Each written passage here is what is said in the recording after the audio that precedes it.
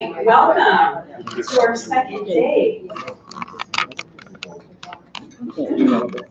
For those of you I haven't met yet, my name is Alband, and I'm Development Director with Angioma Alliance. We have another really great day planned for you today.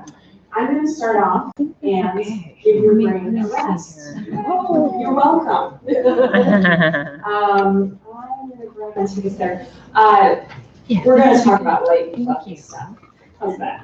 That sounds good. Lots of awesome, really great information. I'm going to shift gears a little bit and talk to you about increasing visibility of a mostly invisible illness. And I forgot my notes. I just kind of jumped right in and got started. Hold on.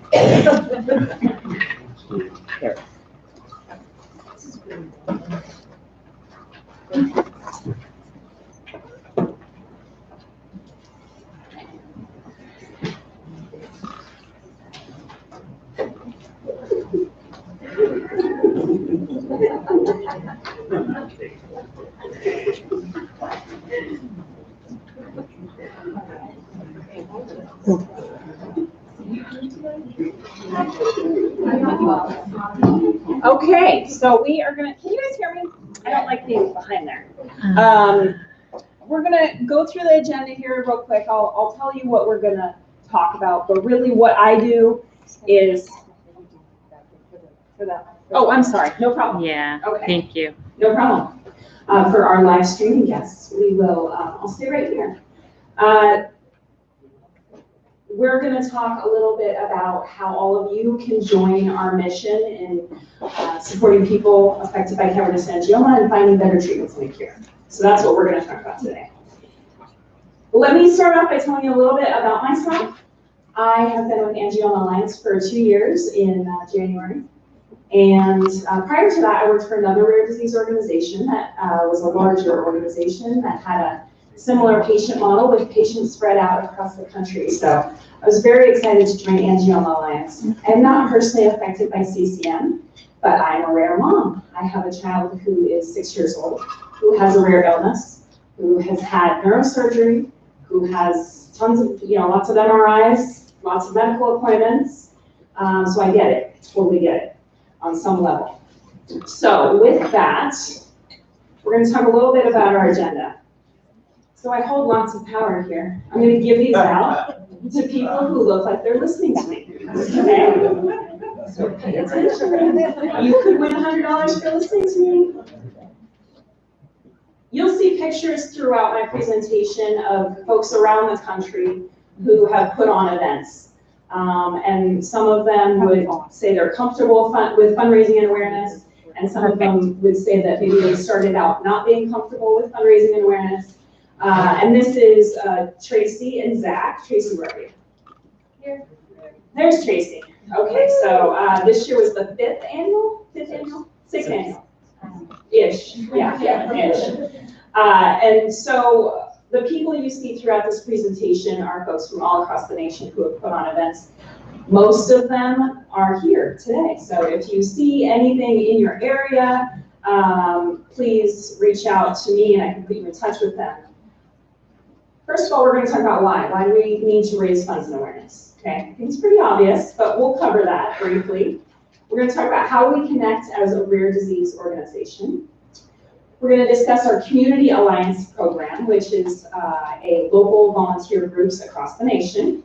Talk about Giving Tuesday, Rare Disease Day, and some other ways to get involved. So first of all, we are rare, right? We're a rare disease organization. So in order for us to grow, we have to really do it collectively. As you may have already been able to tell, or you may already know, that our staff is 3 strong.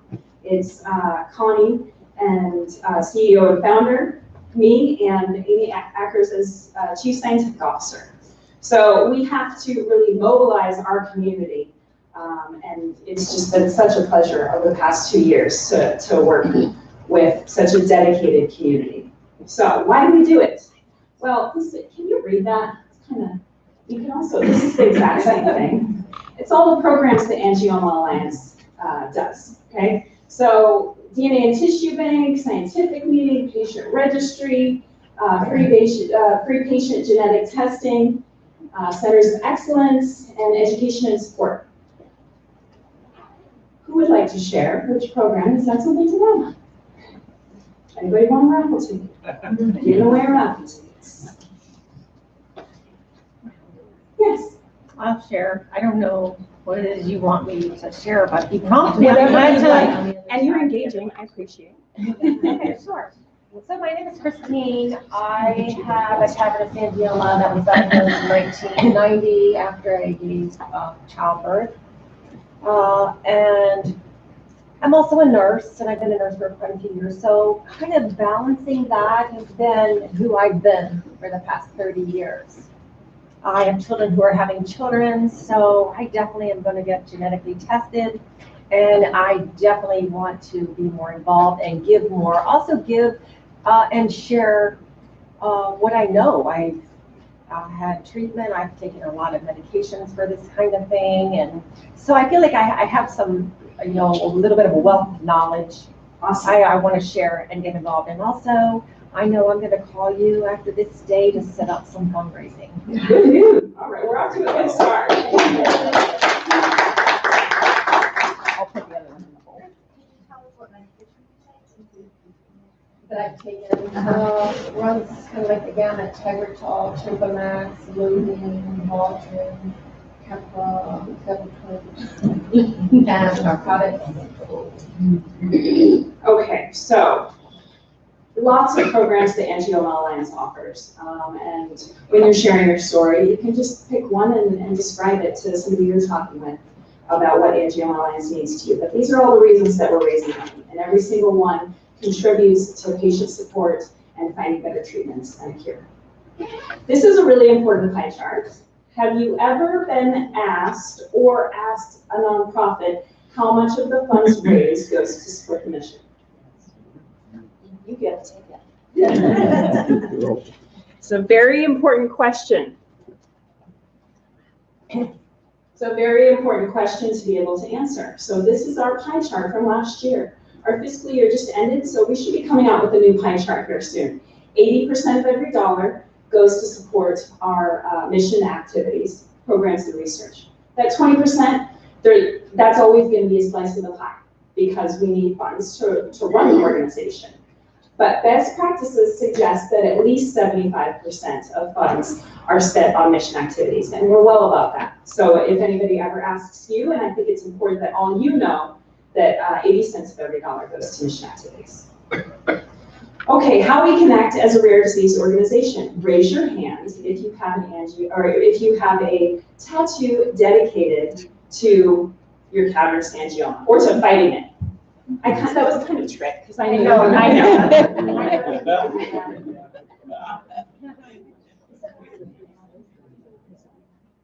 Julie can show us all her tattoos later. It's in a place that's appropriate. Okay, so we mostly connect through social media. Because we're a rare disease organization, that's how we all come together, okay? Instagram, Twitter, Facebook. And we are at Angioma Alliance. Isaac, you get a ticket. Do you know why?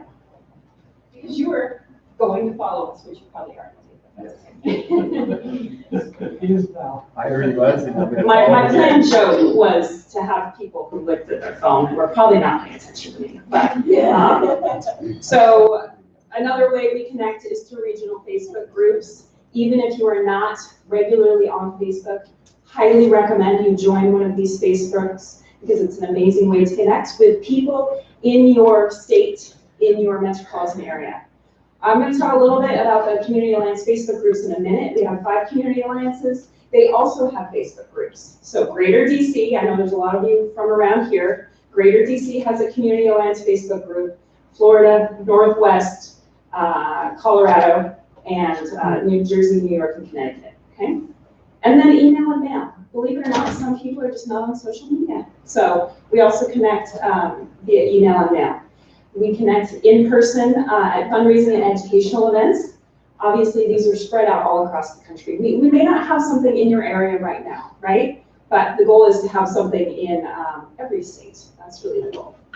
And we do Zoom peer support meetings, okay? So those are online webinars where sometimes you'll be able to interact and sometimes it's just a webinar presenting information. So those are available as well. To find out about any of these events, go to angioma.org, click on upcoming events. That's always up to date, okay?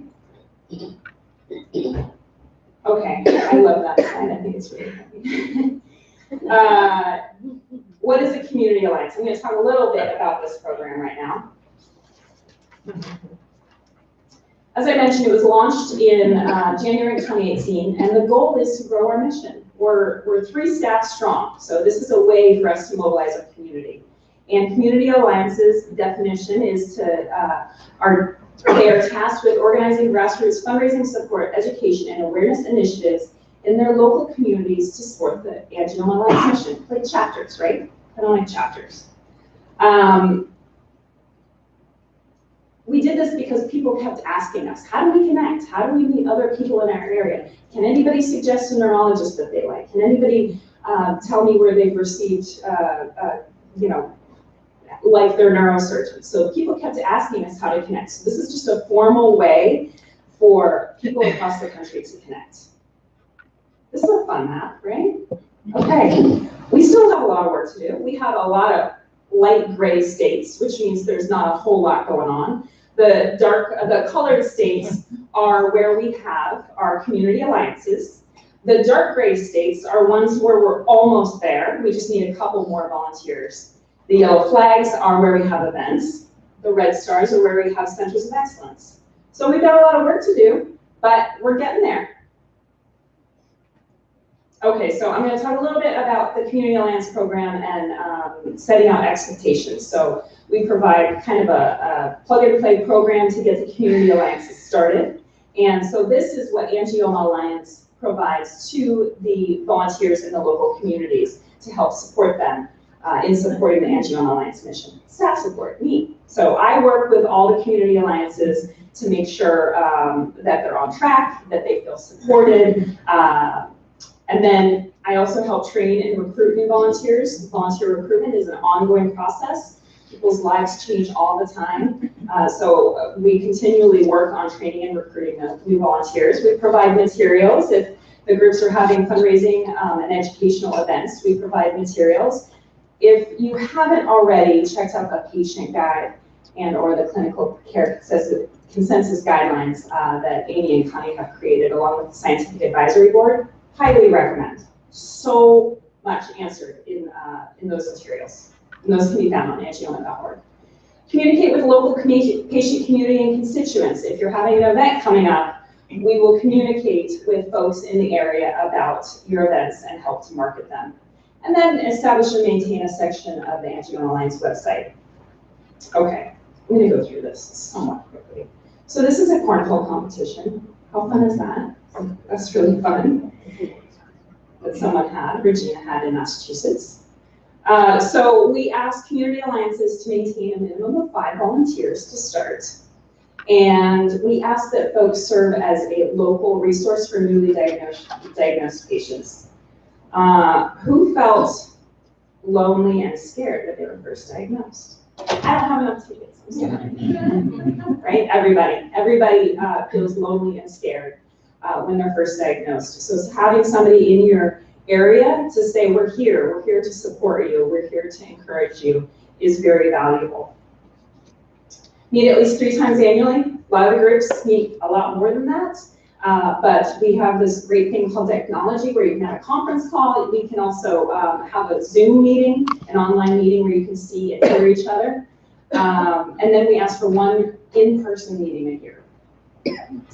And then we determine an action plan for the year. So what does your community want to provide as a resource to other people with cavernous angioma? So we help to develop a customized plan for what you guys want to do in your area.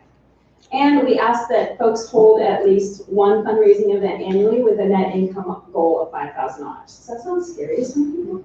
Yeah, it does. Other people, they're like, oh, it's no problem. But what we do is we give you all the resources available And to be honest, when you have 5 people who are contributing to the success of an event, $5,000 is easy peasy. And some people are more comfortable with fundraising. So far, what we found is that the 5 people who found a community alliance, there's a couple people that would prefer to be behind the scenes, a little more logistical, administrative, and then there's other people who are, are okay with being out in the community and talking to folks. So usually it's a really good balance of all those types of folks, and you need all types of folks to make it work. So, and then we ask you to hold one mission-driven activity, and that can be a lot of different things. It can be an education day, it can be a support group Zoom meeting, it can be, if you have a center of excellence near you, it can be a tour of center of excellence, it can be a campaign to build relationships with local medical health providers that the community has deemed give appropriate CCM care. Okay, so let's just talk about the amazing things that the community alliances have accomplished.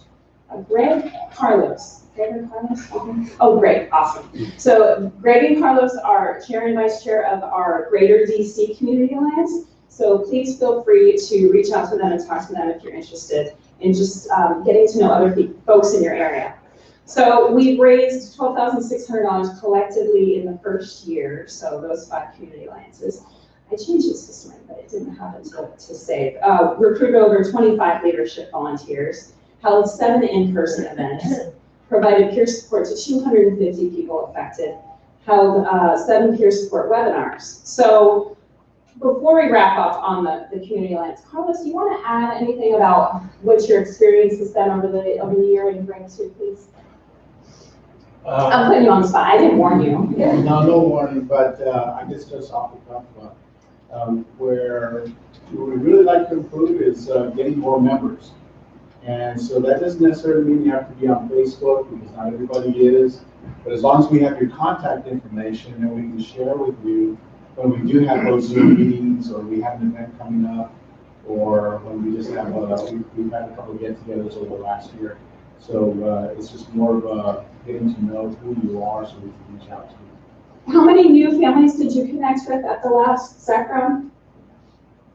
At the last SAC round, I think we had at least 3 new families that came out and spoke. Yeah, and those 3 families, it's really, really powerful for them to meet others and to connect with others. I'm going to talk a little bit now about Giving Tuesday. So Giving Tuesday is right around the corner. It's November 28th, and it's a giving campaign. And it's a global day of giving fueled by the power of social media and collaboration. This year, Facebook and PayPal are partnering to match up to $7 million for the first $7 million donated. So we got to be quick, because that's going to go quick. But Facebook is really great for fundraising. Has anybody donated or asked for donations on Facebook?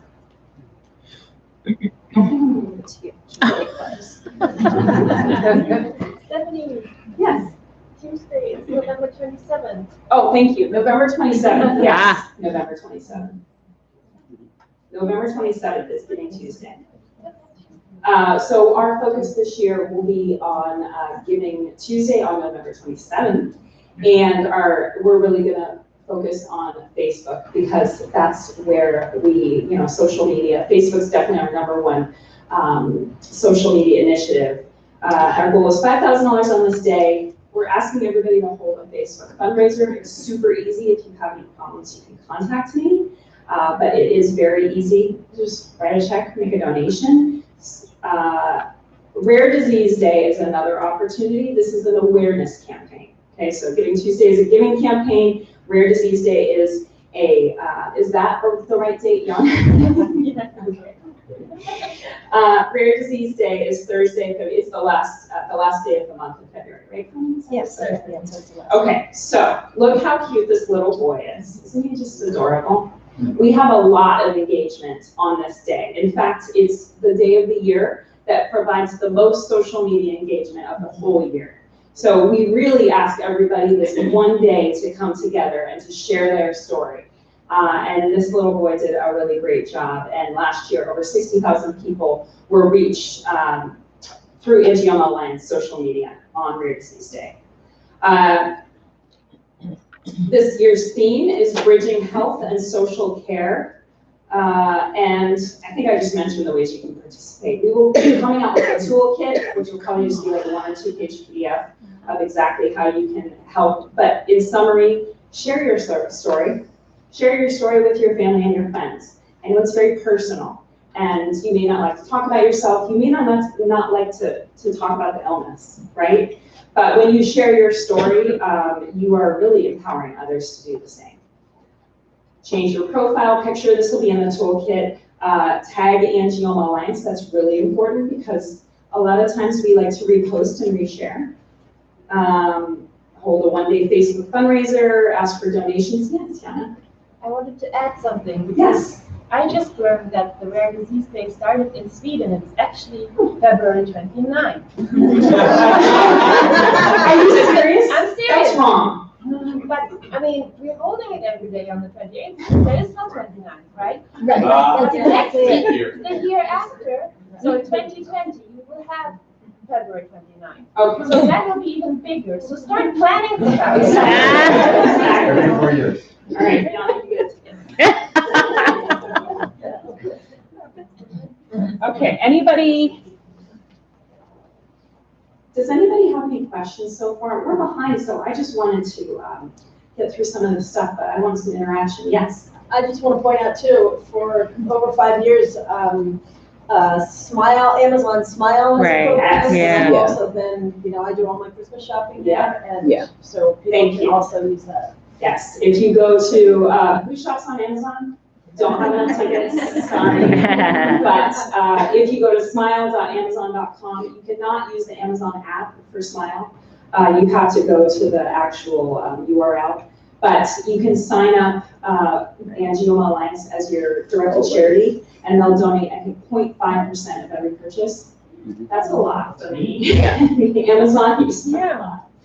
How do you promote that more? 'Cause that's huge. Yeah, I'm gonna continue to post it through the holidays.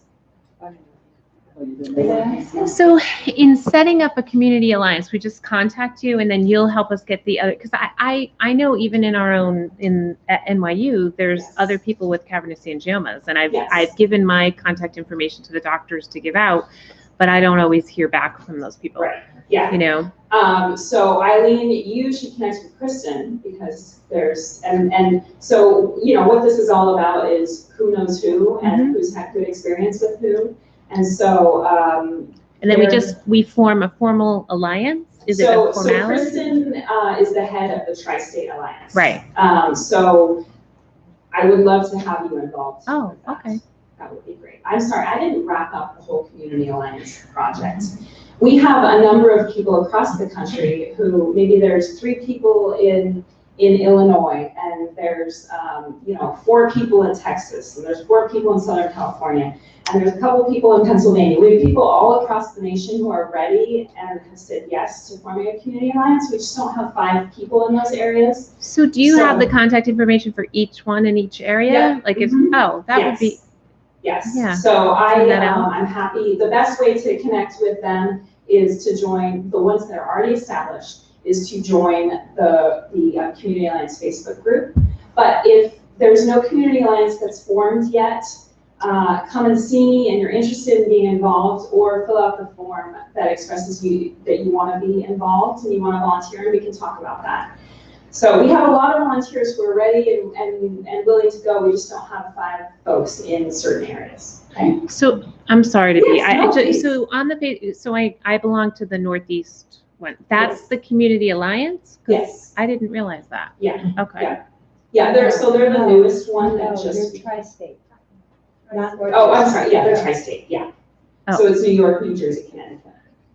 Okay, So, I and didn't then- realize that was an official alliance. I just thought it was, okay. Yes. Yeah. Different than the regional groups. Yes. That's what I'm thinking. That's what I'm thinking of, is the regional groups, I So think. let me go back and just All right, explain. so So I'm- there's regional Facebook groups, which are, I know I'm a part of that. yes. So for example, there's a Pacific group, there's a Northwest group, there's a Southeast group. Those are a number of states that are included. And then if a community alliance is formed, they'll have their own Facebook group. So we as do well. have one for the tri-state Mhm, area? yeah. So, Is there a way that you could run through and like ask us to be, invite us to the group? Because I didn't even know that existed, to be honest. Absolutely. Yeah. Okay. Right. Yeah. Thanks. Whoever's in charge of that one, just don't, I won't forget, don't worry. Yeah, no. Okay. Great. So other ways to get involved. I'm going to go through this quickly because we are a little bit behind. Can I ask a question Yes, quickly about yes. the Amazon Smile? Yes. So can they use their Amazon Prime account for that? Yes. Yes. Okay. Yep. And is there, so they just need to put in, is there a link that they can use? So what you do is you log into your account and it's under your account. Are you right there? Are you in it now? Oh, no. Oh, okay. Because I'm listening. Okay, no problem. Once you. I'm gonna give you a two for that. It's under your account. And once you search, it comes up automatically every time you go on. Yes, and you can, so anytime, after you sign up for Angioma Alliance, then anytime you make a purchase through smile.amazon.com, part of the purchase will go to Angioma Alliance. So if you have problems, let me know. Well, we're gonna post it, especially like in the next couple weeks. We'll push it really hard. Because it is a little tricky to find. Yeah. To originally sign up, it is. And it's hard to tell somebody how to do it if you've already done it, because you don't see the same thing. Right, it just comes up, yeah. Yes. Yeah, absolutely. Okay, you can host your own event. These people are really into off-road racing, and so they dedicated their off-road race to Angioma Alliance, which is awesome. So what are you passionate about? What do you like to do in your spare time? These are the things that make a successful event, because your hobbies usually involve other people in your community. So I have done every event under the sun. So I'm happy to help you guys if you are interested in putting together an event in your area. Share your story. I already mentioned this. Usually a great way to dip your toe in the water for volunteering is just to share your story. And what I ask you to do is write up 3 to 4 paragraphs and send me a picture of yourself, and we'll post it on our social media. And people love to hear about other people's stories because it makes them feel not so alone. Okay, so I can never have enough patient stories. Sometimes I get a little backlog and it takes me a while to post them, but I love to post patient stories and people really engage. And just what we ask is for you to respond to all the amazing comments that you will get on your story. And then we have virtual volunteer opportunities. These are things, I have no idea where that gift comes from, but it resonated with me for some reason.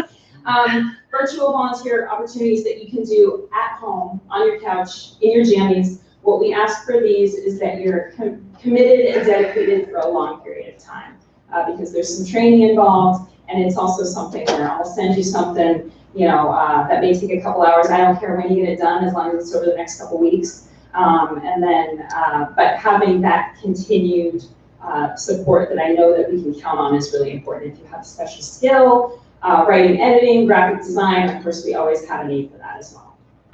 So.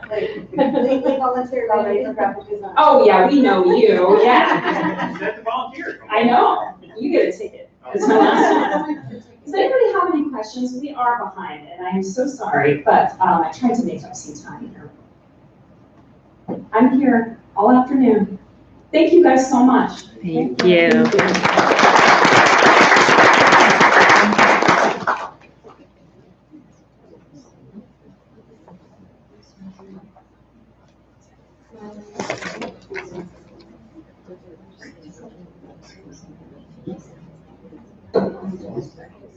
Thank you, Stephanie, that was awesome. And I'm glad that was a nice win for all of us, because some of us have been here many days now. I just want to let you know, at the same time, yesterday the scientific meeting and the patient meeting were happening concurrently. Today, our annual board retreat is happening concurrently with the patient meeting. So our board of directors members are going to step out at this point. We'll be back a little bit later. Please enjoy the next few presentations and welcome our presenters. Carlos is going to introduce our next presenter. Thank you.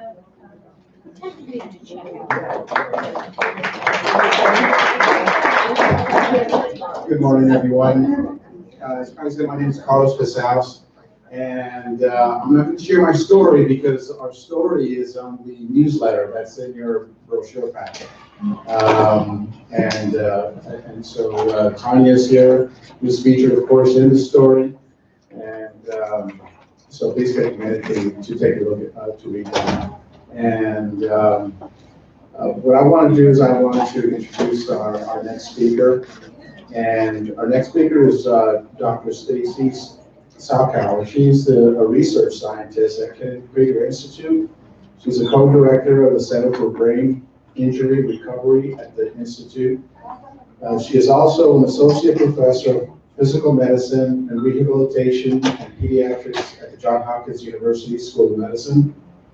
Dr. Suskauer attended Duke University, North Carolina, for her undergraduate and medical education. She completed a combined residency program in pediatrics and physical medicine at the Rehabilitation at Cincinnati Children's Hospital Medical Center and the University of Cincinnati. She came to Kennedy Krieger and Johns Hopkins for pediatric rehabilitation research fellowship and subsequently joined the team.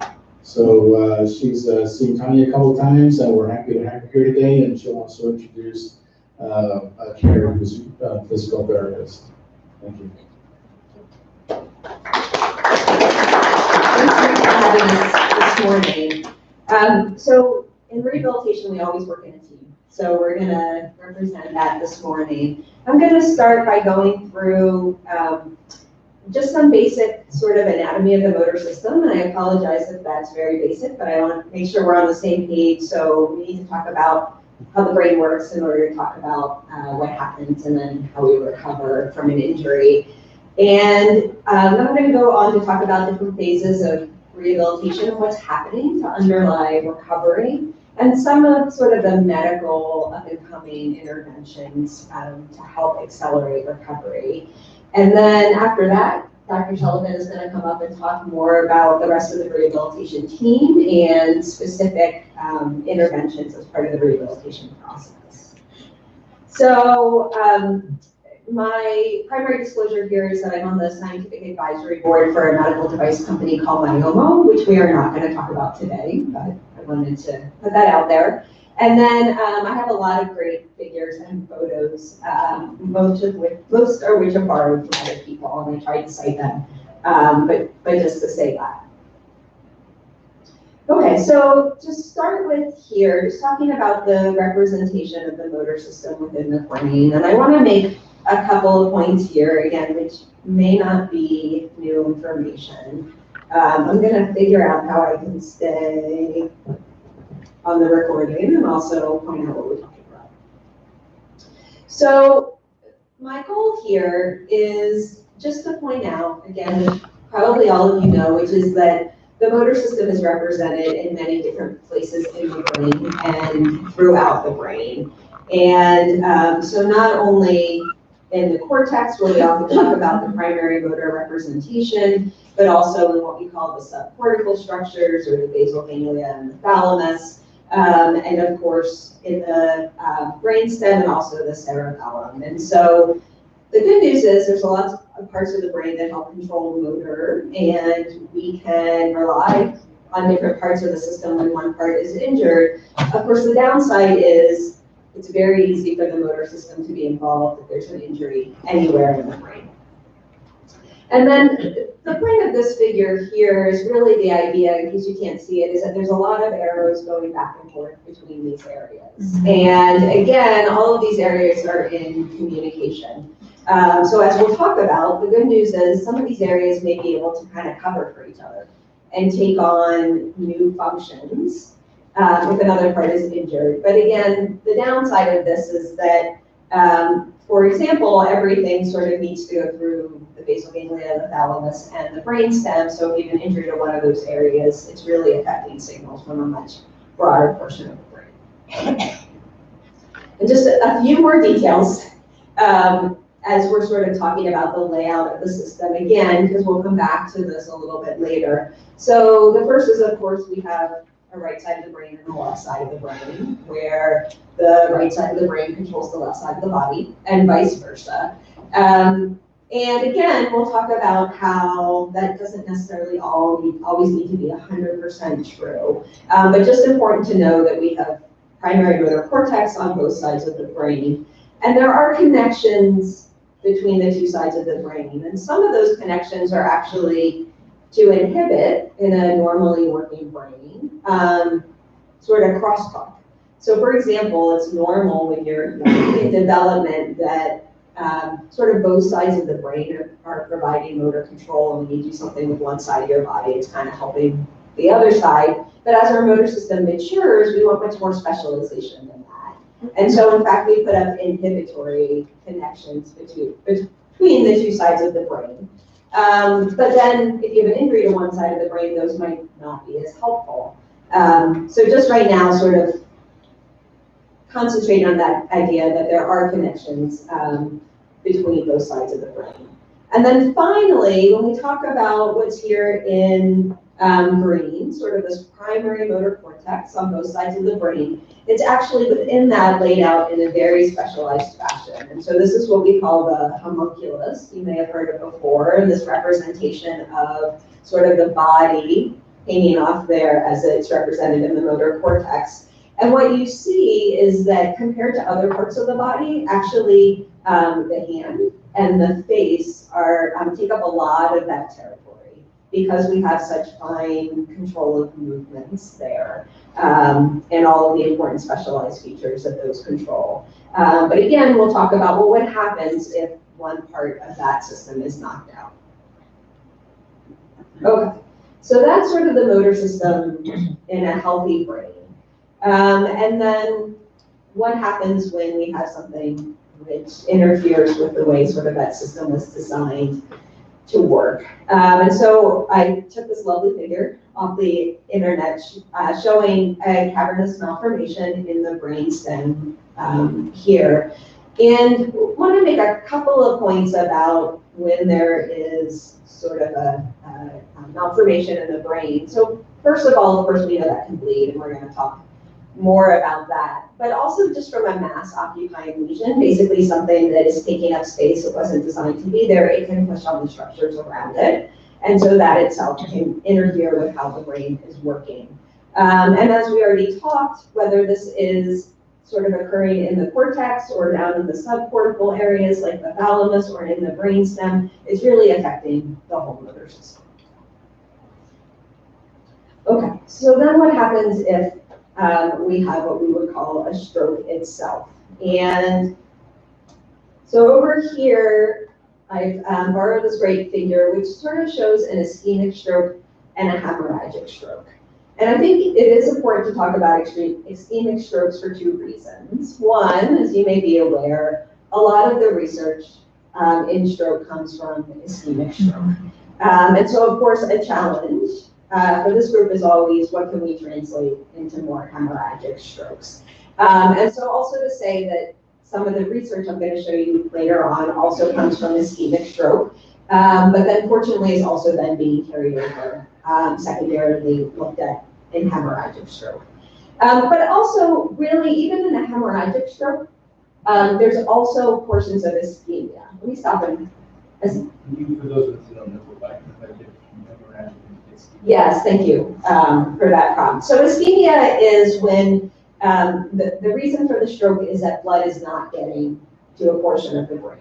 So typically this occurs because there's some kind of clot that fills up the vessel and does not let the blood get through to the brain as it should. And so that's that bluish, purplish area here on the slide.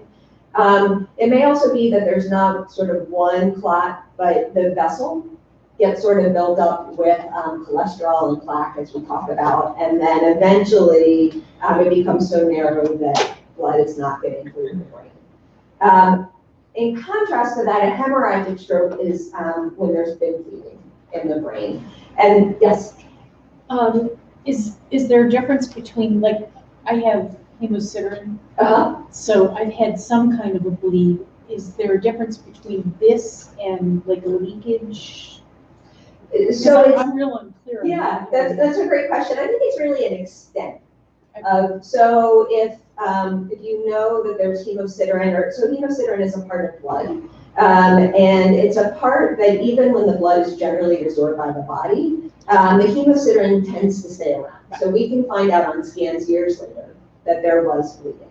And sort of a slow leak may be something that you weren't aware of at the time Or enough to cause a seizure. Correct, yeah, as opposed to something. As opposed to stroke. I'm not sure where the line is between seizure and stroke, I guess. Yeah, right, I think it's really a continuum. Is there a line? Right, so a stroke is often thought as something really sort of that changes the motor control in your body, let's say, or interferes with your ability to talk or walk. And you can have signs of a stroke that come and go relatively quickly, and that's what people often call a TIA, a transient. It's got that ischemia attack, the idea that there was a stoppage of blood flow, but it quickly came back. A seizure would certainly be sort of, I think of as a red flag, the brain is irritated. So there was some bleeding that irritated the brain, it caused the seizure, but there wasn't enough disruption to brain function maybe to cause you to stop talking for a longer period of time. So when we do have a bleed, there's sort of multiple things that can happen. One is there's this blood in the brain where it shouldn't be. And just like I said, blood is very irritating to the brain. And so that itself can cause the brain not to work right, to have a seizure. When a vessel bleeds, that also means that the blood isn't going where it should. It's going into the brain instead of staying in the vessel. So therefore, you can see here, you also tend to have this territory where there wasn't enough blood. So there's too much blood in some areas, but then the blood didn't get to where it needed. So often there's also this area of brain that didn't get the blood it needed when you have a bleed. So it tends to be a combination. And then what I wanted to point out with this other figure here is that blood also takes up space. And so there's not a lot of extra room around the brain. So if all of a sudden you have a big pile of blood where it wasn't supposed to be in the brain, it tends to push things out of the way. And that can cause problems itself, because if the brain is really squished, it means there's not, the blood can't get in and out the way it should have of the brain, and so that itself can cause ischemia and secondary infarcts. Can also have, if anybody's heard of herniation, the idea that the brain is so swollen that it's actually kind of not fitting in the skull. And then you have risk of additional injury because it tries to go down and sort of impairs the brain stem.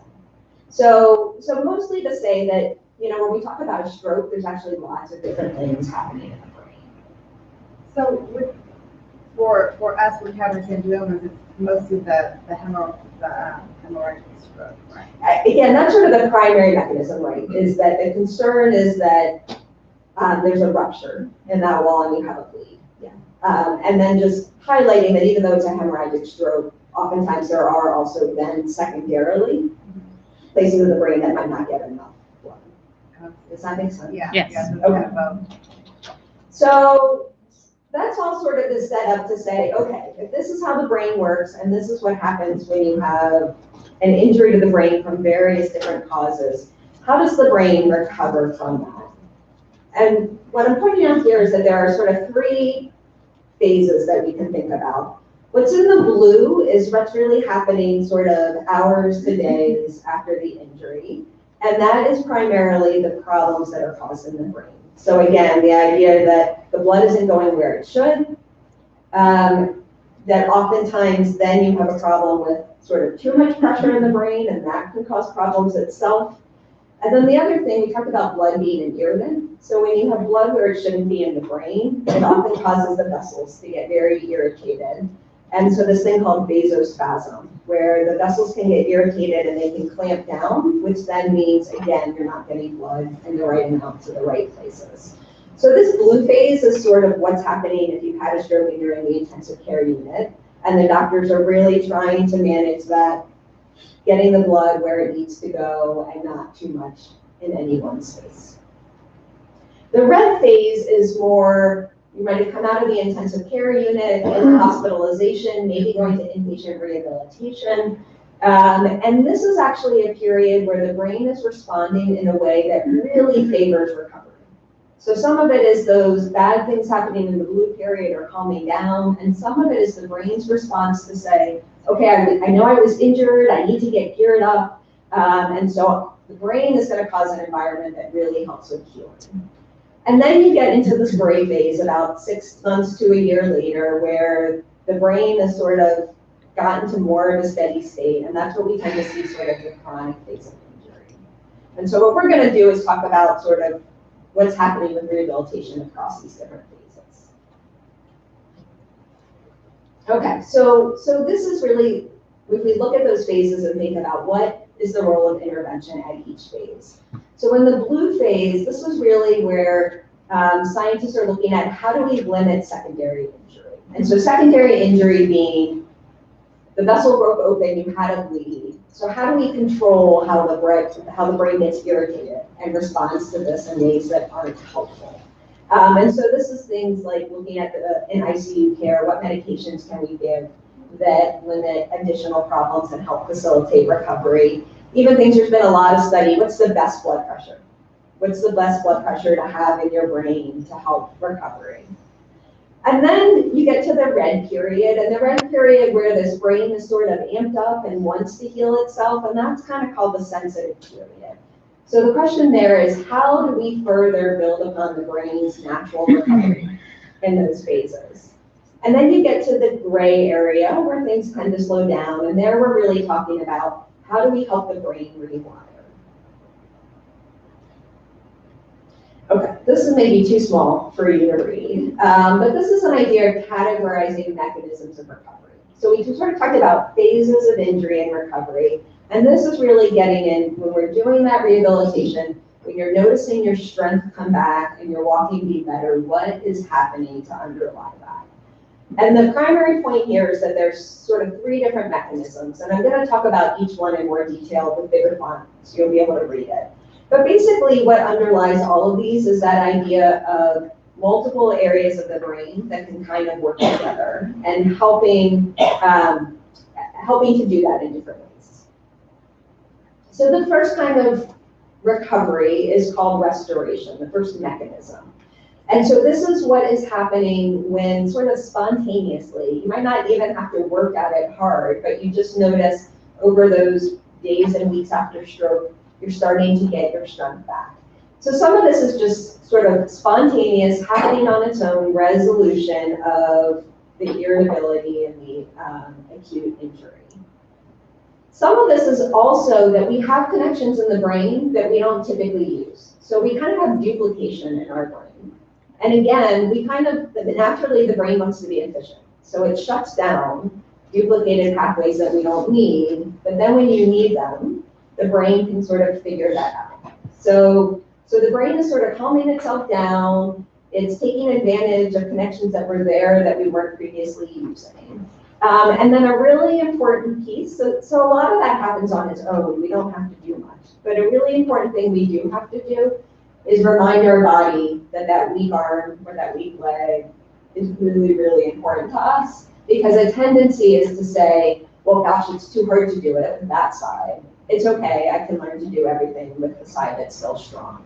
But that actually sort of counteracts. If you tell the brain, I don't need it, it's okay, it's weak, we're not going to use it, then the brain's not going to try to utilize connections that could have helped you with that.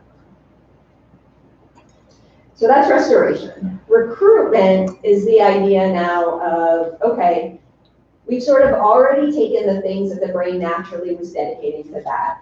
I've gotten back the mechanisms I used to use to control that arm and sort of the mechanisms that were already there that I didn't use. And now we get into, my arm is still weak, it's not working as well as I want. What else can the brain do to help me use that arm better?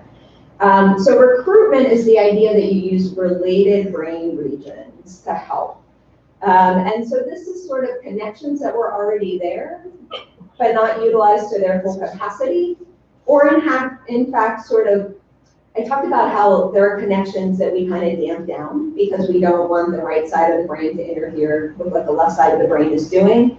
But if the left side of the brain needs some help, we want to sort of strengthen those connections rather than damp them down. So what I really mean is what's happening here is you're using, let's say the left side of the brain is affected, that left primary motor cortex needs help. So what you're going to do is recruit in from pre-motor planning areas. So we talked about in this figure here, sort of within the cortex, there are connections. So I'm going to rely more on what we call supplemental or premotor connections. Is there, excuse me, is there an optimum time window where it's most helpful, or what if you did it within 6 months or 3 years? So what the really encouraging thing is what we know is that there's no end to the capacity to continue to really build new connections and rely on new connections. And so that's a lot of what we're going to talk about is when it slows down sort of naturally after that early phase, when this is very natural, how do you help it? How do you help continue this process? And so here, again, we're relying on sort of premotor and primary motor, or taking the right side and the left side and working together. And that's different from retraining. So what's happening with retraining is you're taking a part of the brain that used to do something different. It's not that it used to help with this, it's that it used to do something different, and you're saying, you know what, it's more important that you help me move my hand now than what you used to be doing. And this is where our homunculus comes in. The idea that we start with sort of very specialized areas of the brain dedicated to parts of the body, but there is potential to expand that or to change some of these assignments. And so this is known to be true in healthy brains. So there have been studies, for example, with musicians or jugglers, that if you look at a brain before intensive motor training and then you intensively train, in fact, the areas of the brain dedicated to the hand or the fingers expand. And so the same can be used after a stroke. So this is an example from a rat brain, but I think it's really powerful. So what we have on the top is examples from rats before stroke. So the green area shows the part of the brain, you can think about it in the amount of cells that are dedicated to moving the wrists and digits in these rats before stroke. And the blue area is the elbow and shoulder. So what might be harder to see is that there is a fine black line embedded in each of these that shows where, sort of for a research purpose, strokes were applied to these brains. So the first point I want to make is you go from the pre-stroke brain to the stroke brain, and what you see here is there's a lot of white. So these are cells that now are not being used at all, that formerly were involved in upper extremity motor control. I think one important piece is this goes well beyond where the actual stroke was delivered, right? And that's that idea that there's secondary effects in the brain, whether it's because of the swelling or the blood that is flowing. So the stroke sort of affects more brain than the small area that was in between. So what happened here is, here on your left side, this rat did not receive any motor rehabilitation after the stroke. And so you see that there are very few cells sort of being allotted for the elbow, shoulder, and wrist digit. And this here is really looking at a nerve cell in the brain and how many branches it has out from it. And you can see there are so many branches, kind of going with not so many cells utilized for the upper extremity. In contrast, this rat received rehabilitation. So motor rehabilitation in some of the ways that you're going to hear about from Dr. Sullivan. And because of this rehabilitation, you can see there are far more connections here. And so this is really that fundamental idea of kind of use it or lose it, that just by engaging that limb in a motor rehabilitation, it's affecting what's happening in the brain. And you can develop new sprouts and new connections, and you see then, in fact, there are many more cells being dedicated to this. So basically, rehabilitation can save brain matter. Is there a period of time in which you need to do that? Does that need to be immediately post-stroke, or? So this is one of the really important things that's still under study. And it is a little bit of a balance, because in fact, some studies have showed if you do it immediately after stroke, it's too soon and that can be harmful.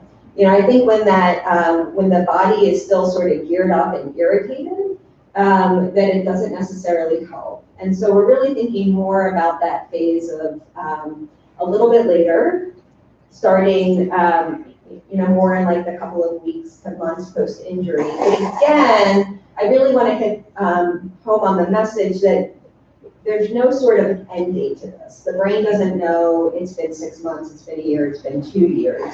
But We may still, you can still do it years later. that's right. Okay. It may not go as quickly. And part of what we're going to talk about is what different ingredients can you pull together to help us the most. So basically what that is showing is neuroplasticity, the idea that the brain has the capacity to change. And what we know about neuroplasticity is it's experience dependent, meaning you gotta give the brain that input in order for it to happen. It's even task dependent. So, and Dr. Sullivan's gonna talk more about this, that you have to basically train what you want the brain to be able to learn. It's not, you can't sort of train on one thing and expect to be able to do something totally different. It requires repetition. So a lot of the rehabilitation techniques and how we give rehabilitation are about repetition, repetition, repetition. And then if not properly guided, the brain can learn to reconnect in ways that aren't so helpful. So this is why we want to make sure that we're doing things in the right way with some guidance. And then of course our therapy interventions are designed around these principles. So traditional models of therapy delivery are that acute inpatient rehabilitation happens right after the injury, happens to sort of fall in line with when you're transitioning to the brain being ready to heal itself. Oftentimes a period where things are changing rapidly. In the adult rehab world, this is a very limited period of time, often 1 to 2 weeks. In pediatrics, we have usually a longer window in inpatient rehabilitation just based on funders and insurance.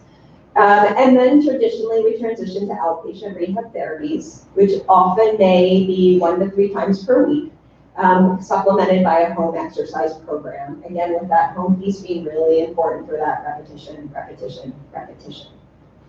But then sort of what is happening naturally is you have a couple of things working sort of together or against each other. So one is at some point you have to reincorporate into life, right? We have to move on in our roles as students, caregivers, family members, employees. And naturally that's a time where rehabilitation is slowing. And to some extent, we always think of school as rehabilitation itself. You're doing a lot of cognitive tasks, you're doing a lot of motor tasks. And then those are very focused on the role you need to be playing.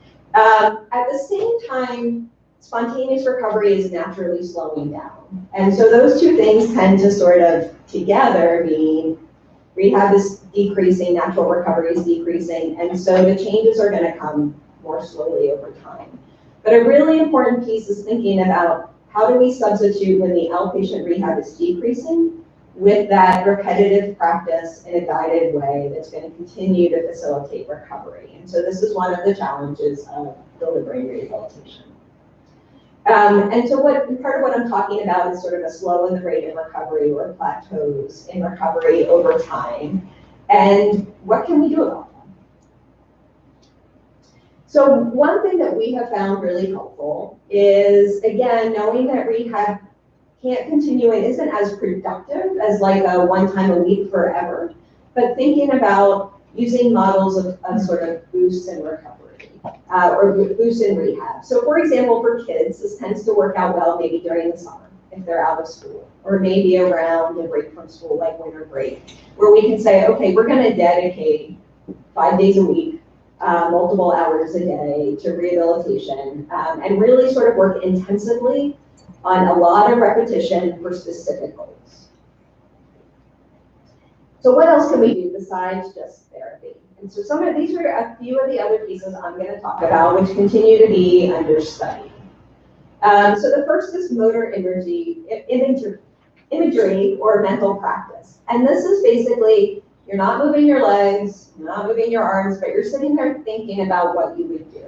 The steps of that motor action and visualizing yourself doing that motor action.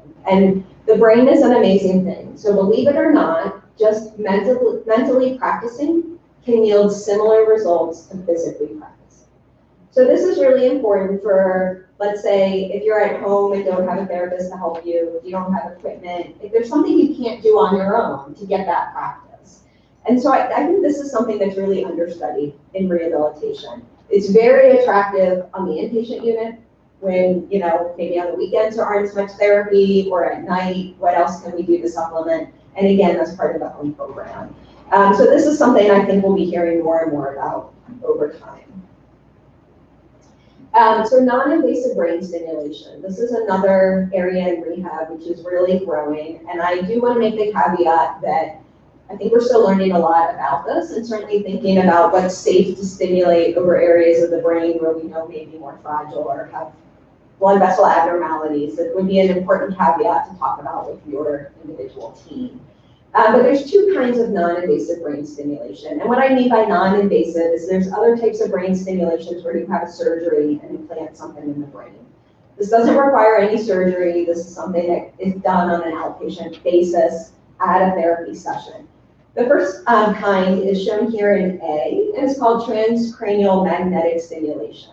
And this blue sort of thing that looks like the number 8 is called a figure of 8 magnet, and basically placed over the area of brain where you want to stimulate, and the magnetic field itself changes the cell bodies and basically causes a cell to fire. In transcranial direct current stimulation, you're using a weak electrical current. Believe it or not, it's basically sponges on the head hooked up to a battery. And you're delivering a weak electrical current, which does get into the brain. It's not as strong as what's caused by the magnet. So it makes it easier for the cell to fire, but does not cause that cell fire. But essentially, what these are trying to do are say, maybe the brain is too injured. Maybe we can't activate that arm enough to cause this part of the brain to fire. So how are we going to help it? How are we going to help stimulate that part of the brain and say, hey, you got to be helping out. We need you. You know, come on and fire.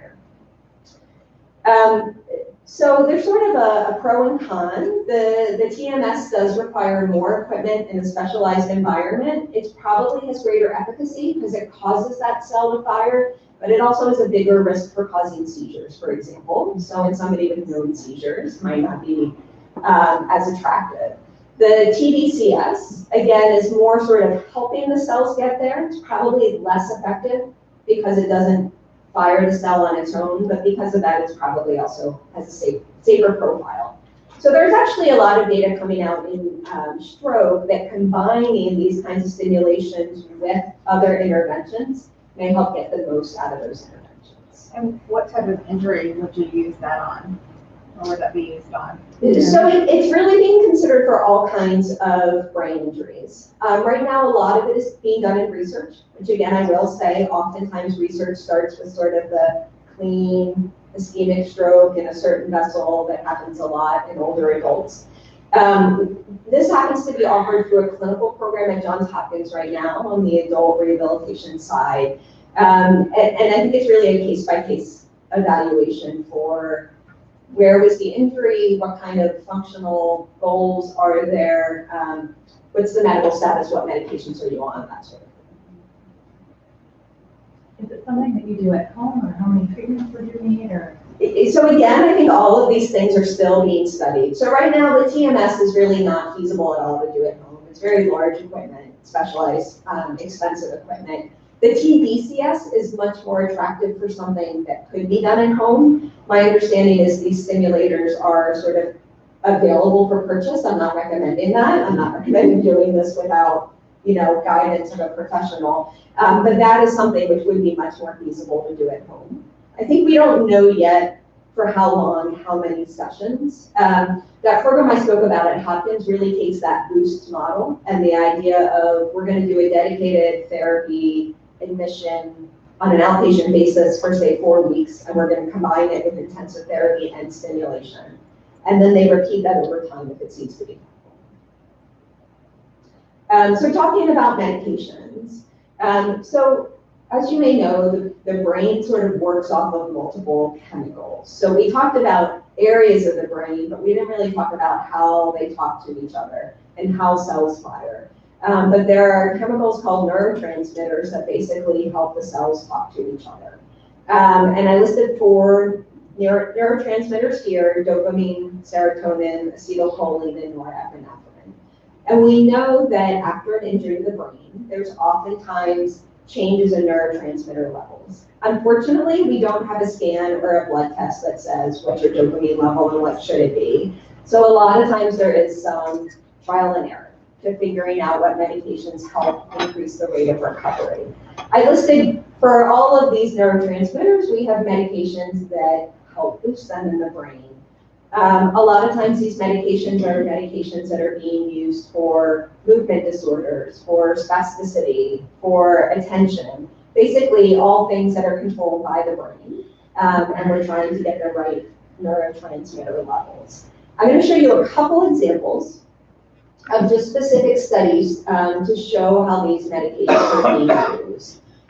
So this is a study that looked at fluoxetine or Prozac on motor recovery after, again, ischemic stroke. So more of sort of the garden variety older adult stroke. And these adults were put on the fluoxetine or Prozac soon after stroke and kept on it for 90 days. So on the bottom here, we have the days. And what this is showing is the Fugl-Meyer test for upper extremity function. So anybody who's had occupational therapy to help with hand function has probably completed this test. And it's made of lots of different ways of testing how the arm is working. And what we have here is individuals with stroke represented by the triangles, which are on top, who took the fluoxetine, and then the circles are individuals who had the same kind of stroke who were given a placebo. So basically the patients didn't know if they got fluoxetine or not. And what you can see is the 2 groups start out very similar at the time of their stroke, but by the time 90 days has gone by, those who were on fluoxetine or Prozac actually had better recovery of their arm. So a 10-point difference here is the difference between being able to do 10 different tasks, either partially or fully. So that's really a meaningful change in scores. Based off of this, there are now trials ongoing in individuals with hemorrhagic stroke. I can also say that clinically, we're starting to use this medication a lot more often. So what tends to happen is you have a study like this, which only looks at a very defined audience, but we learn a lot and we know it's hard to get enough patients, for example, with CCM to do its own trial, right? But we start sort of clinically saying, well, let's try it and see if it helps. And so this may be one medication that people are hearing about. Another example is a medication called levodopa-carbidopa. This is also called Stimulation. It's most classically used in Parkinson's disease. And I really like this study because this study looked at patients years after stroke. So we had a couple of questions about that already, right? Is there a time at which these interventions no longer help? And this really says no. So again, we had patients here on placebo versus levodopa or Sinemet. And the black bar is sort of testing before medication, and the white bar is testing after medication. And these specific graphs refer to how quickly you can do one of those pegboard tests. So it tests speed and fine control. You have to take little pegs and put them in the pegboard as fast as you can. So after treatment with levodopa, what we find is that speed on that pegboard task came down from 80 seconds to 60 seconds. So that's decrease of a quarter in time, which again seems to me to be something that's functionally meaningful. And what they're showing here is it's not that the good hand got better, it's that the effective hand got faster. Yes? Sorry, can you go back one slide? I'm just curious, how do you know that the fluoxetine benefit is for the physical benefit versus the mental health and increasing or decreasing the depression? So that's an excellent question, and I have a twofold answer. Okay. The first is that depression was controlled for in this study. So it's really important because it's probably obvious that when you had a stroke out of nowhere and you lose, strength and ability to do what you would do, it's commonly associated with depression. So they did specifically look at that, and basically these results are even after you take away any effects on depression, the motor function still holds. The second part of that is to say that aside from this, certainly treating depression is really important for making the most of rehabilitation. Because even just thinking about things like motivation, energy, to be able to really engage in rehabilitation. So I want to make sure that it's clear that I really believe in that and that that's really important. But this study did sort of control for that. So basically just saying again, even years after stroke, thinking about medications that might help the brain work most efficiently and how that interacts with motor rehabilitation is another area that's really important. And just to wrap up, so I think, I'm hearing lots of the questions that we still have as a medical community, which is how do you combine these things to get the biggest gain? So how long do we need to do the therapy? How intense does it need to be? What's the best timing? How do we use things like medications and brain stimulation now to get the most out of motor training? And I just have the spotlight on motor training to say, I really didn't talk about that. And that's because Dr. Sullivan is coming up behind me, and I just don't want to get anything wrong. So I'm going to read some details to you to introduce her talk next. So Dr. Sullivan began her PT career in 2005 in adult neurorehabilitation. So she really brings that expertise from the adult and pediatric side. She graduated from Misericordia University with a doctorate of physical therapy degree, really showing her advanced study and expertise. She then initially worked in the field of critical care physical therapy, where she spent 10 years promoting early mobility and exercise programs for patients in intensive care units to enhance recovery from critical illness. And then lucky for us, she joined the inpatient rehabilitation team at Kennedy Krieger Institute in 2017 to further pursue her interests in pediatrics and assisting the recovery of medically fragile children. And so Dr. Sullivan does primarily spend her time on our inpatient unit right now. We're very lucky also that she joins us in our outpatient multidisciplinary brain injury clinic. So she has lots of experience with individuals early after injury, but also long-term and thinking about sort of how we take the next step with rehabilitation. So we're going to go ahead and transition now. Can I ask one question? Yes, please do that. So in these medications and other things that you were speaking about, is it just for motor skill recovery or what about cognition? Absolutely, cognition too. I really sort of focused on the motor side here, and I think that's what we primarily focused on throughout, but I think the same thing applies to cognitive skills, language skills, that idea of absolutely the non-invasive brain stimulation, the medications, and the practice. Okay. Before you leave, is there anything that's been done? I asked this question yesterday, but John Hopkins is doing some studies on stem cell therapy to try to recover some of the vaccinations from strokes. It's certainly an area of great interest. I'm not aware of anything at Johns Hopkins itself.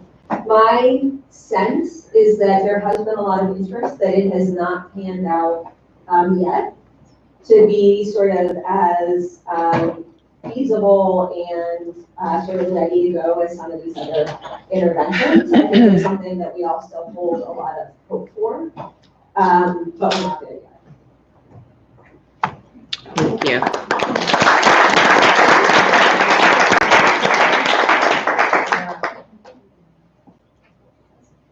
Good morning, thank you for having me. So I'm going to speak a little bit about rehabilitation for motor recovery from the, primarily from the physical therapy perspective, since that is my area of expertise. I have nothing to disclose this morning, except for a few stolen internet pictures. Yeah. So rehab for motor recovery, what we're talking about here is really motor recovery after a stroke or an insult to the brain is related to neuroplasticity that involves new neuronal interconnections, like Dr. Suskauer was talking about, acquiring new functions and compensating for some of the acquired impairments.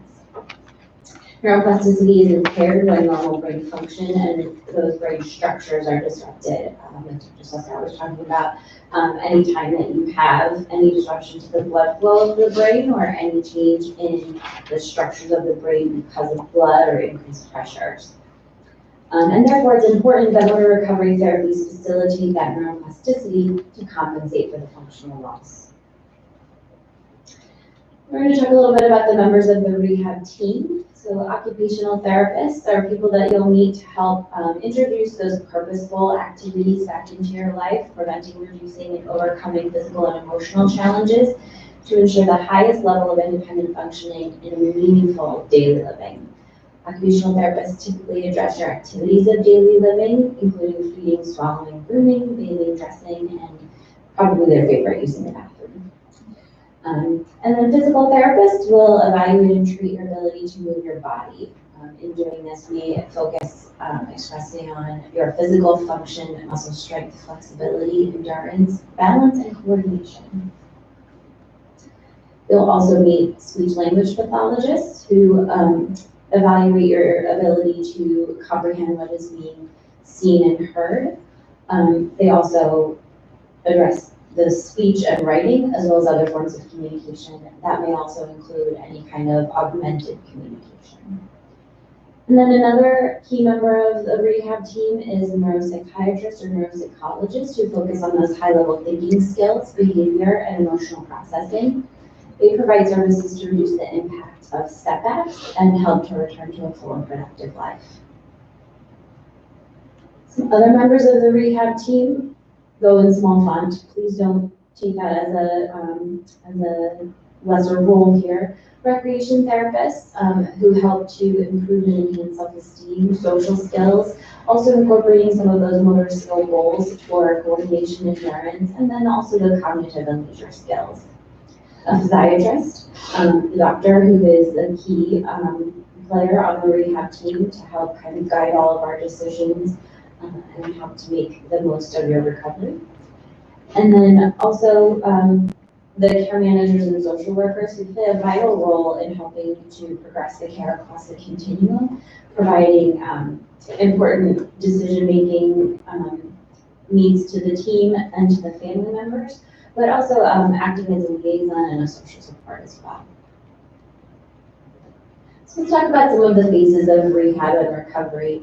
These are going to look a little bit different than the phases that Dr. Suskauer talked about, because now we're really talking about kind of the meat and potatoes of the rehab process.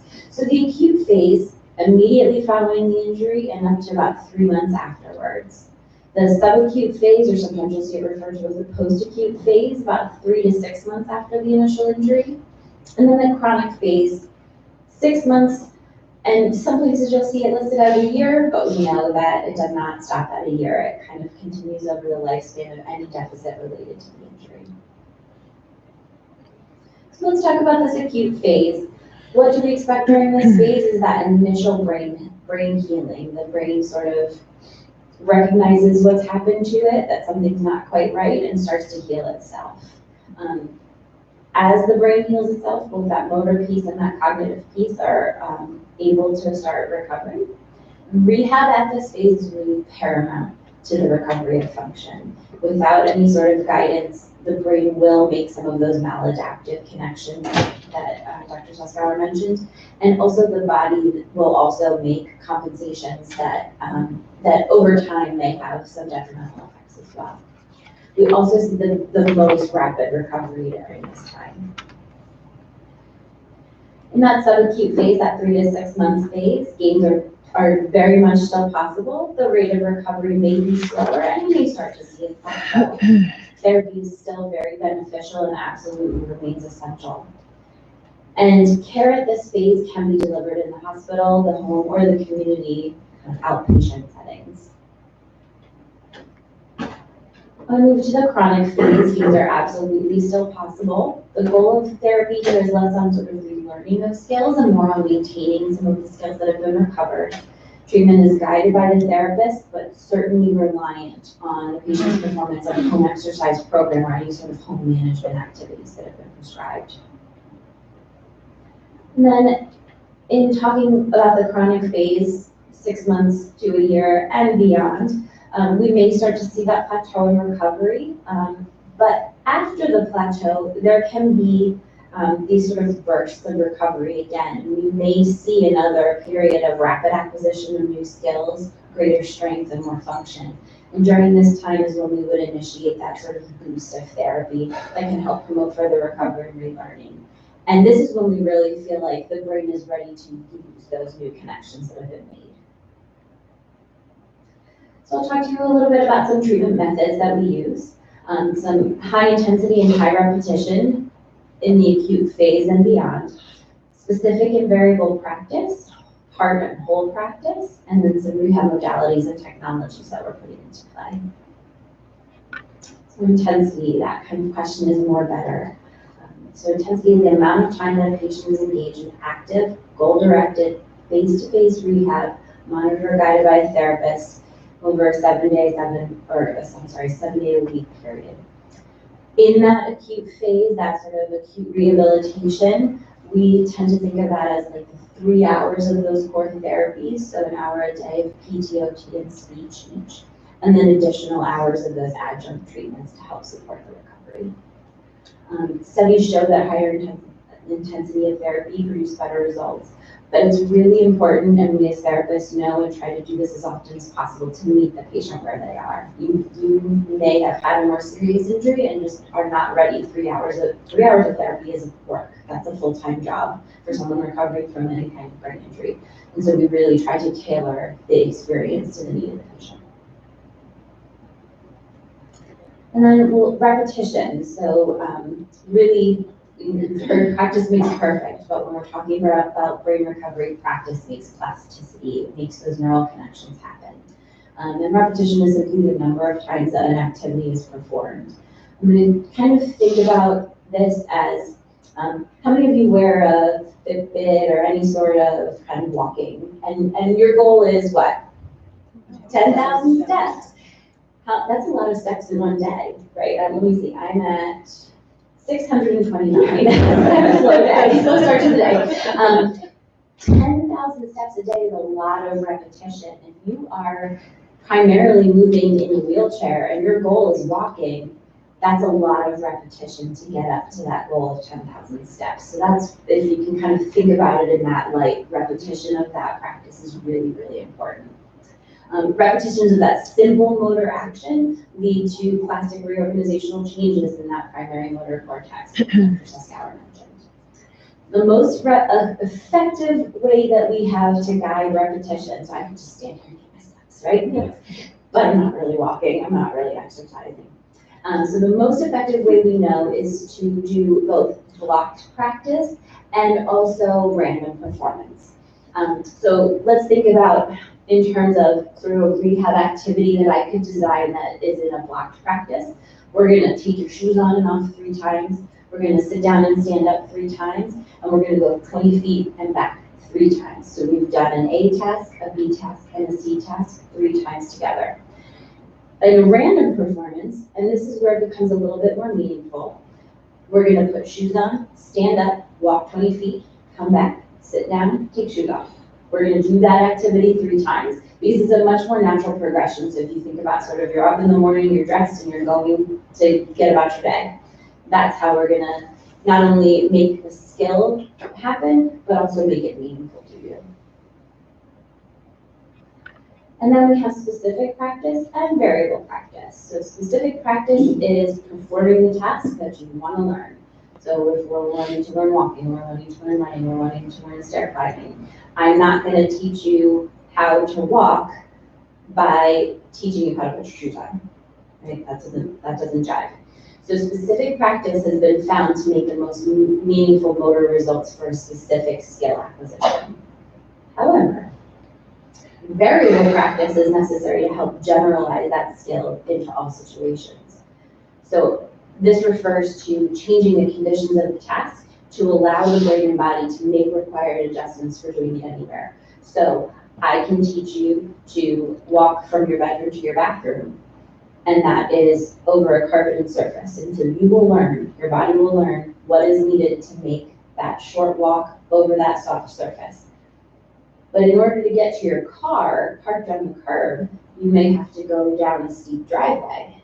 And in order to really learn how to say that you successfully learned how to walk, we need to change the task so that you can accommodate for the changes in the surface, in the environment, and what your body needs to do to make that trip successful as well. So here's a different example, a non-injury example, if you will. Specific practice, shooting this basket from the free throw line. That is terrible.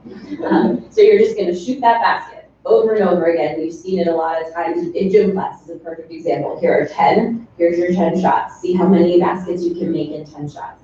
Variable practice, however, is adding all of the other players that might be involved in making that free throw foul shot in a game.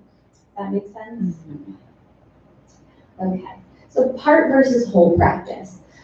This is about breaking down a specific gross motor movement or fine motor movement into a smaller skill set and addressing the mechanics of each specific part before we work on the movement as a whole. So if we're learning to climb stairs, the example would be I'm gonna stand here and I'm gonna pick my foot up and put it on the step and bring it down. I'm gonna put it on the step and bring it down before I actually decide I'm gonna take off up the stairs. And if I bring that back to my basketball example, here is my part practice versus my whole practice. I'm gonna hold that ball and I'm gonna squat. I'm gonna do my 10 squats. And then I'm gonna do my squats while I raise the ball. And then I'm gonna, from squat, I'm gonna push the ball. Then when I'm standing here, I'm gonna throw the ball and catch it to myself. And then I'm gonna try to shoot. And then I'm gonna be able to, I'm never gonna be able to make that. Somebody will, but it's just not me. So now I'm gonna talk about some rehab modalities and technologies. These are some, not very new, but some new areas of research and some constantly evolving technologies that we're using in patient care. So first is functional electrical stimulation. That's a fancy word with a short abbreviation of FES, which I will continue to call it, which applies small electrical impulses to a paralyzed muscle to help improve and restore the function. It's commonly used in exercise, but it can also assist with breathing, grasping, transferring, standing, and walking. And if you've ever seen it, it looks a little something like this. There's a commercial right now with, I think, Shaquille O'Neal that talks about Easton for pain relief, or those like Tiger Balm kind of things. It's not the same. This is a little more intense. But it's a small kind of battery pack looking unit with some electrodes applied directly to the trigger points of the muscle to help the muscle fire. Yes? How does that work, or does it work when you have a CCM in the middle of a motorcycle? So I honestly have never seen any research specific to that, but because this gets at the muscle fibers themselves, what we're really doing with electrical stimulation is causing the impulse at the motor neuron right at the heart of the muscle. What our hope is with the use of FES is kind of working from the bottom up instead of the top down. So when we use that muscle impulse and get that firing, that it actually sends the message backwards to the brain and says, hey, I'm the muscle, remember me, I'm working now, here's what I'm doing, I'm picking up the foot or I'm kicking the knee out. And the idea is that if not to that specific motor cortex, that we're rewiring using a different part of the brain that says, oh, hey, I remember you, I'll take over from here. Those are very good questions. I have one and helps with my handwriting. It's gotten better, but then the mini seizures, it's another. Yes. But I'm just wondering, really, 5 minutes. Yes, it doesn't have to be all the time. It can be a very short session, and this sort of electrode setup like this is definitely something that we kind of use in therapy because it's a little bit cumbersome and the setup has to be fairly specific. Another way that we use FES is with a bicycle. So an FES bike can allow someone with little or no voluntary leg movement to pedal a stationary leg cycle. We call it an ergometer. There's the computer-generated low-level electrical impulse transmitted through the skin to the muscle, and those co-contractions are coordinated with the pedaling of the bike. And while the goal is not to teach you how to ride a bike again, the patterning of riding a bike is very similar to the patterning of walking. We kind of use that as a seated activity before we move on to a standing activity. We also have FES for the arm, or an arm bike. And this is what that looks like. So here is the legs. Here's the leg setup, and then this is the arm setup.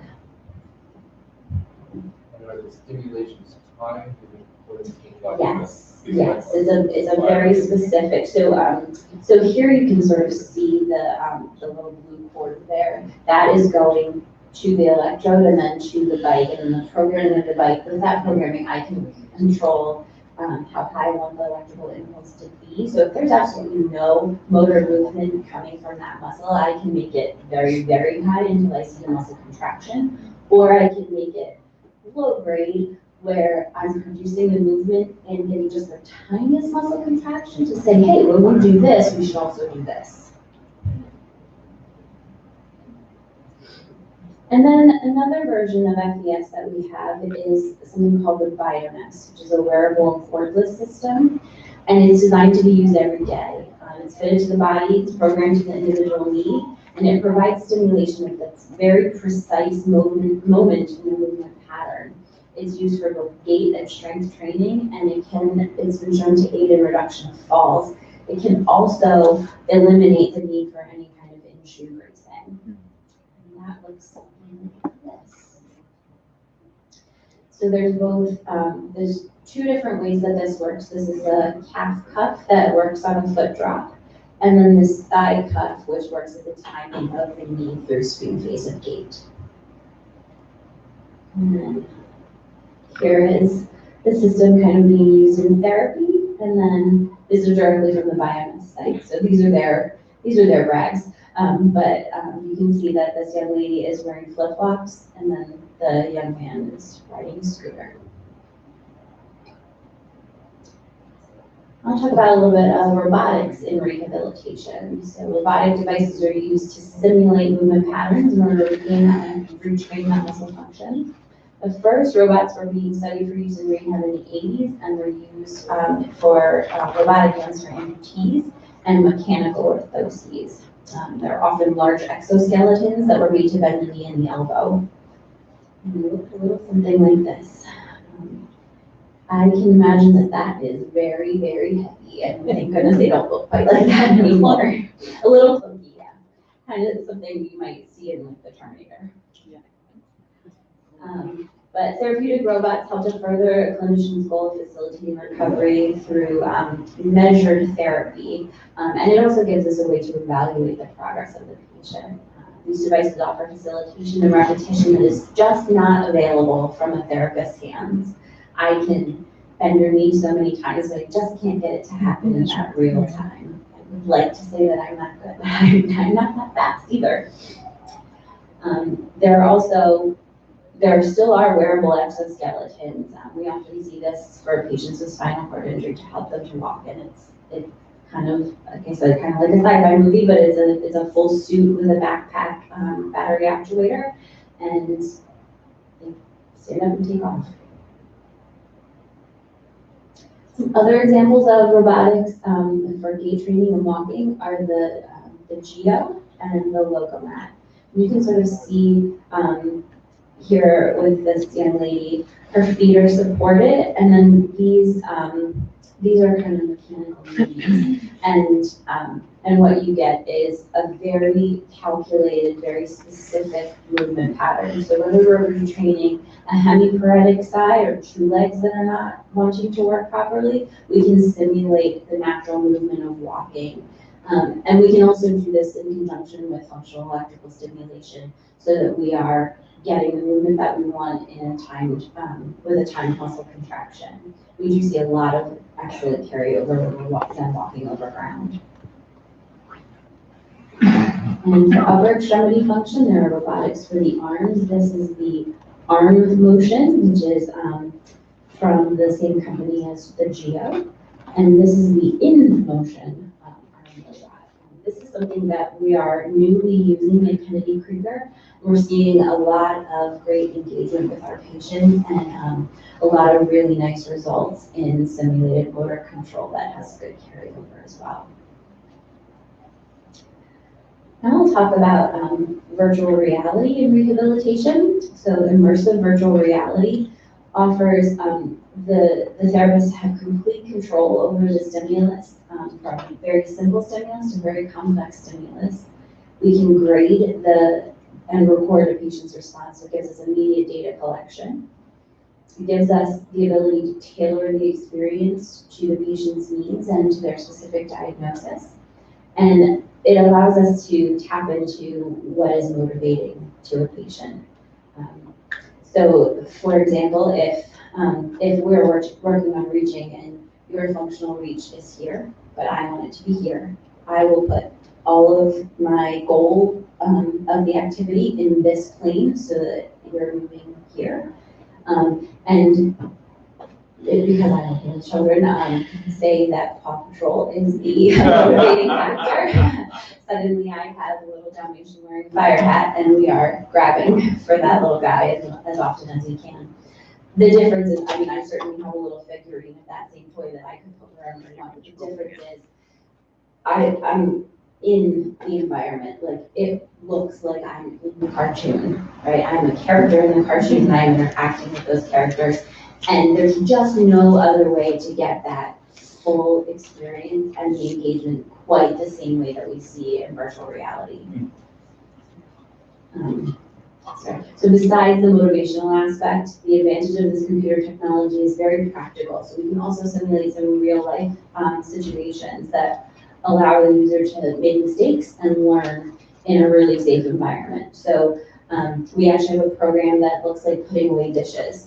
So you can practice picking up a glass and putting it in the cabinet, but you're never going to break that glass.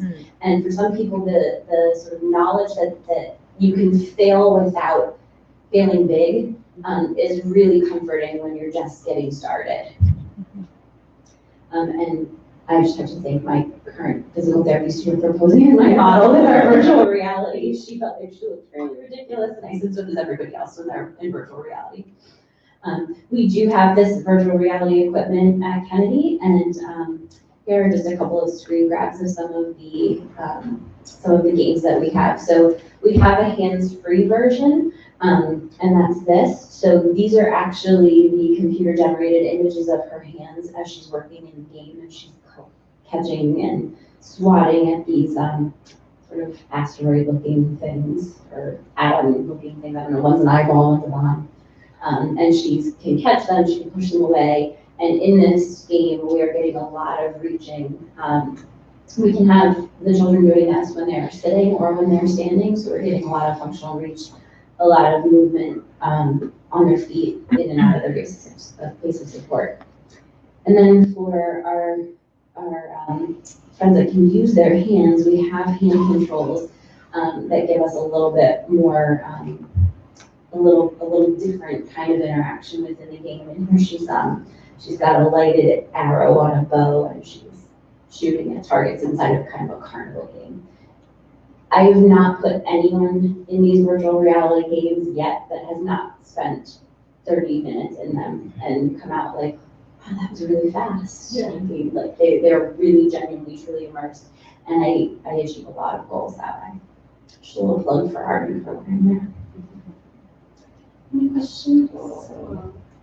So when it comes to the cavernous angiomas and that hemorrhagic stroke, many of us, my daughter included, have a higher rate of hemorrhage. So, you know, if you scan her brain in a month's time, she will have had a few hemorrhages.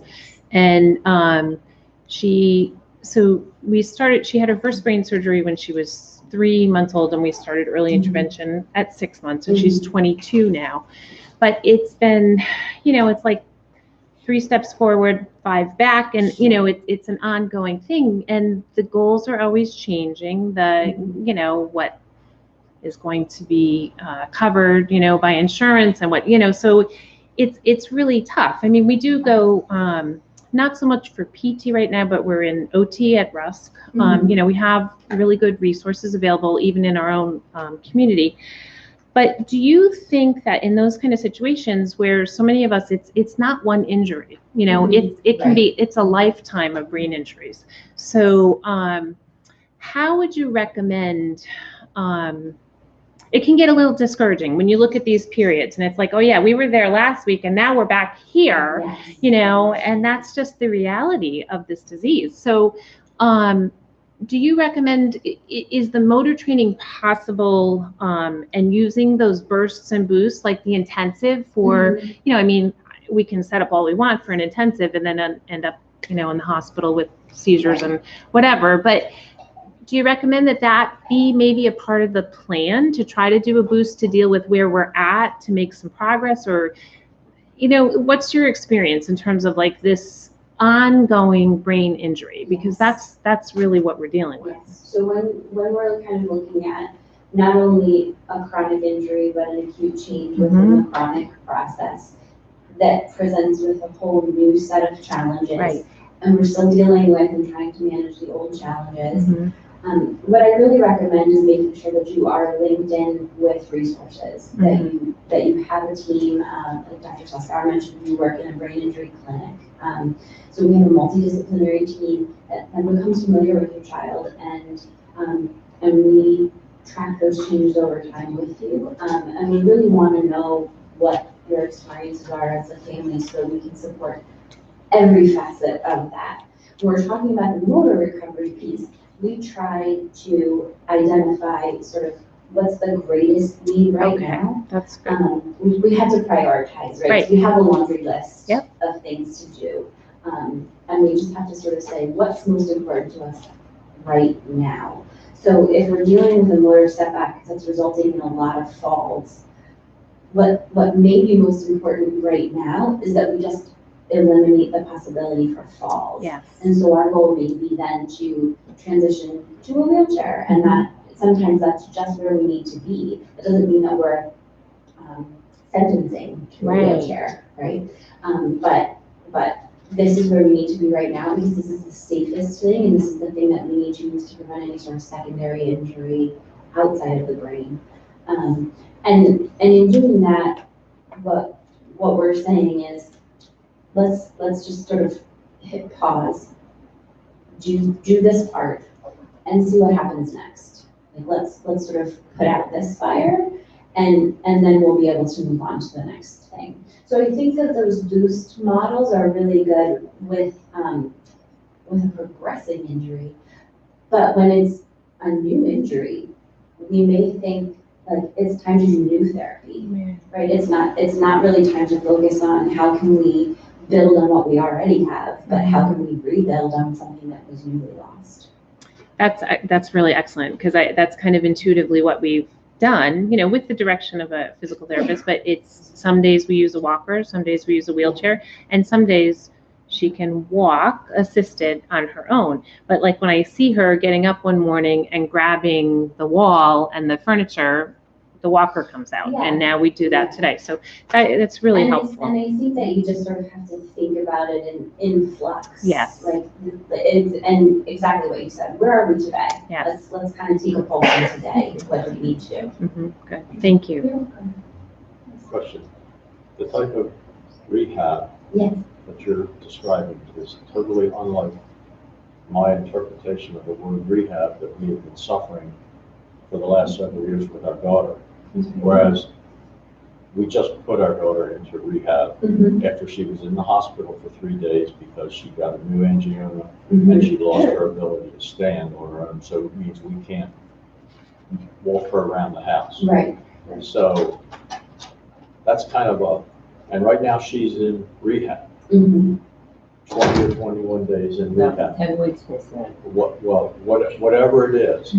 But I know from my experience what's going to happen at the end of that period of time, whatever it is, and she's not going to be any different than when she went in. So my generic sense of rehab is that model. What I'm hearing you describe is something that actually makes a lot of sense. So should we be redirecting our efforts into your type of program where you're actually addressing the issue? So I think to be fair to the process, what, and Dr. Suskauer pointed this out, when we are rehabbing children, we do get a little more time. Just for that, I don't know if it's the nature of how we offer care to children in our country with our model of payment, but we get more time. I'm coming from inpatient rehab, and my current patients have been with me now for 3 months. Well, our daughter will get, somebody will come in, Yeah. this so many times. Right. that's so many And times, yes, and- And, you know, try to stand her up and they have no concept.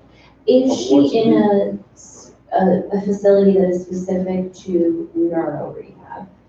No, because that process is so complicated. When, first of all, the recognition of CCMs Yes, and the particulars of CCMs. yes. So you put her in and they say, oh, we have to release her to rehab. Well, there's no rehab. Or we find a place where that has a bed and they'll put her into rehab. Yes. And then she goes into rehab in a generic way without specific attention to the reason why she needs to be in rehab in the first place. So she comes out with the same outcome as when she went in. I can appreciate the frustration of that. I think that, and unfortunately as clinicians, we do sometimes fall into a slump. But that's not to say that your daughter doesn't deserve individualized attention and care. I think that you as a family member and as her advocate, you should advocate for specific neuro rehab. And though the diagnosis of CCM may be little known to the therapists or the healthcare providers, treating her as if she's had a brain injury because that is what she's had, and as a repeat brain injury because that is what she's had, is the approach to take. Because the methods that we use and the understanding that we have remain the same. We still need to make those new motor connections within the brain. We still need to give the brain the right amount of rest and rehab that it needs in order to recover. So I think that that's the best advice I can offer you, is to just really advocate for the neuro rehab piece, so that the training is not so much on the sort of bicep curl repetition and more on the repetition of the functional skills. Yeah, I think, everything you said was right. I would also say that as you're getting to rehab, refers to a lot of different things, and sometimes acutely, especially in the adult world, it is sort of, you need to go somewhere today. So we find what we can, and rehab might happen on inpatient rehabilitation units, or it might happen in skilled nursing facilities. Mm-hmm. And the expertise and frequency and resources are going to be different. And just to add, I would advocate if even if it's after this rehab admission, if you're able to maybe find someone who's a little bit more specialized, a rehab physician, even an outpatient program, right, that can help sort of take you to what you feel like is the next level. Kennedy Krieger is just for children, or is it, do you have inpatient rehab, or So the ability to make the assessment? Our inpatient rehabilitation unit only takes children and young adults up to age 22. We're sort of closely connected with the Johns Hopkins team, which does adult rehab. Again, I think the acute inpatient rehab model is more challenging in adults because of pretty restrictive insurance requirements. Mm-hmm. But I would, if there's the ability to travel, even if, I guess what I'm trying to say is, even if you can't sort of change what's happening right now, if there is the ability to say, okay, when we get out of here, then maybe we're going to go for an outpatient assessment at Johns Hopkins or Rusk or somewhere else where they have sort of a coordinated neuro rehab team that can provide a team's care. I think it seems like that could be useful. Okay, thank you. Did you have a question? I guess that she kind of answered my question, because my question was, should you go to inpatient rehab versus home rehab? Because I know from in my case, I've been sent home. And I get rehab, the rehab is someone coming in,